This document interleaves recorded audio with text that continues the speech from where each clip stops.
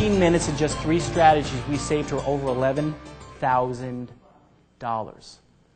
How many of you would like to save $11,000 off your tax bill? That's with the blessing of her CPA, with the code section, so that he got it and so that she got the benefit of it. Now, you don't have to be a tax expert to take this stuff.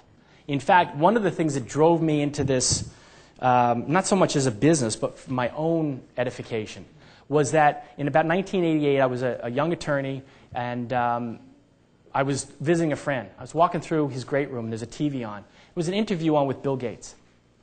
The interviewer said something that just caught my ear. He said, "Mr. Gates, you're a very successful man. By the way, we fast forward, 25 years. How's that worked out? How's things worked out for Bill Gates?" Pretty well, right? The guy is worth listening to.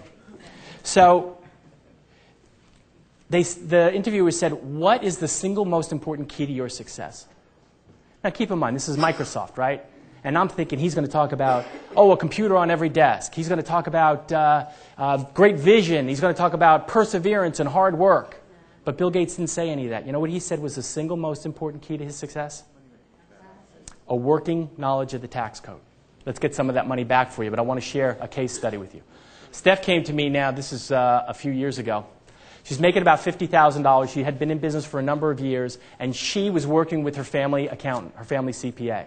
So she had competent help. And the guy was competent, by the way. She was paying FICA, member, Social Security, about $7,500, federal and state taxes of about $4,500, and on $50,000 in income, she was, quote unquote, only paying about $12,000. Those are pretty good results for most businesses. Like I said, she had competent help, competent CPA. So she signed up for the program, and I'll tell you about it in just a bit. There's one-on-one coaching, and we did our first session. And she said, "Drew, I really enjoyed what you taught me. I feel like I learned a whole lot. The problem is, my accountant said that, when I told him about your program, he said, 'Steph, you're never going to make your money back on that program. Because you're already taking every deduction that you're entitled to.'" Now, you guys know me as a mild-mannered, easygoing guy. But when somebody gives that kind of bad advice right in the face of something that involves me, involves the program, that I know is just inaccurate and unfair, I don't like it a whole lot. So she said, "The problem is, Drew, I don't know what to do. I mean, he's saying one thing, you're saying another thing, and I don't know who's right." Have any of you ever been in a situation where you got conflicting advice from two professionals and didn't know what to do? It's the real world, right? So what do you think I said? Get him on the phone. Get him on the phone right now. We got on a conference call. Now, I don't have enough time, the luxury of time, to explain to you all the pleasantries we went through, greeting each other. But what I will tell you is we spent 15 minutes on the phone. Now, I know at that point that I'm on trial, essentially, right? He's got the relationship with her. He knows her family. And he made it very clear right from the first hello that these people I consider them my own family. And I have Steph's best interest at heart. Now, that's what I'm speaking into. You ever get into a conversation where you knew that the deck was stacked against you? Yeah. So I had to put on my attorney's hat, and I knew I had to make my case, and I figured I had about 15 minutes to make that case. So I went right in with both guns blasting, and I said, "Well, this is what I'd like to do, and I appreciate that you've got her best interest at stake, and I also understand that from your opinion, she'll never recoup the cost of my program." And he said, "That's right." And I said, "Well, if I could demonstrate to you that she could, in fact, that I could save her the amount that she invested in the program, would that satisfy you?" And he said, "Well, yeah, but you'll never do it." And I said, "Okay, well, I want you to know something about me.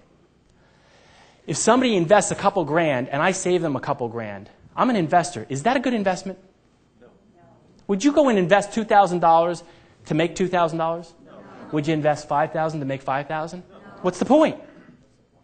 So I said to him, I'm a businessman and I'm an investor. I happen to be an attorney also, but I have to look at everything and quantify it and make sure it makes sense. So with all due respect to you, Mr. CPA, if all I can do is save her a couple grand, I think I just wasted both of your time. So if I can't save her 10 times her investment, I'm going to give her her money back. And he said something that sounded like, good luck. I'm not sure exactly what he said.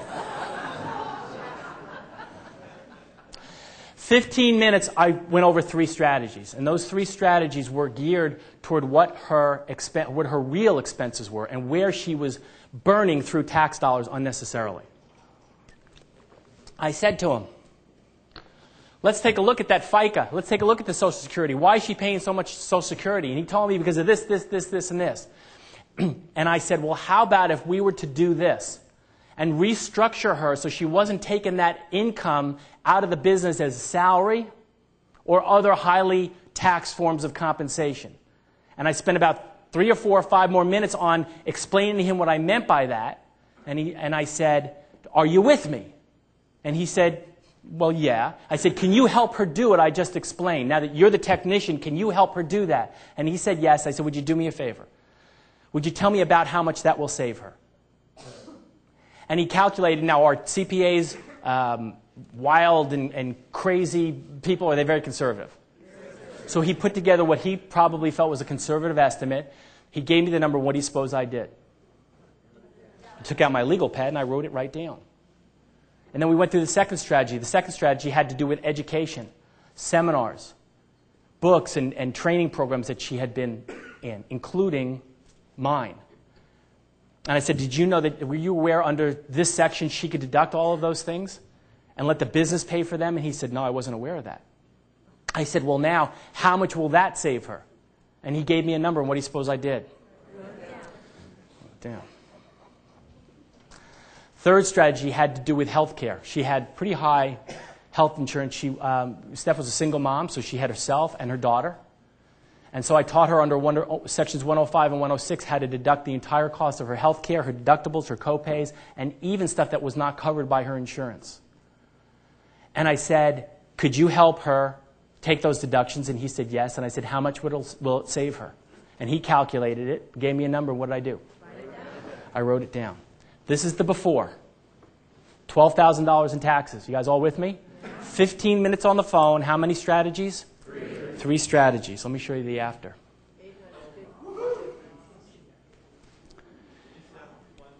Gladly. In 15 minutes and just 3 strategies, we saved her over $11,000. How many of you would like to save $11,000 off your tax bill?